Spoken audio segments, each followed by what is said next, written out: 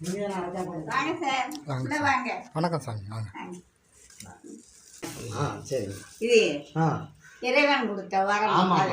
உங்க மூலமா எனக்கு கொடுத்துருக்காரு. கண்டிப்பா. ஆமா ஆமா ஆமா. இறைவனுக்கு நன்றி சொல்லுவோம். ரொம்ப நன்றி இறைவனுக்கு. ஆமா. பாட்டி வாங்க பாட்டி. சிவா வாங்க சிவா.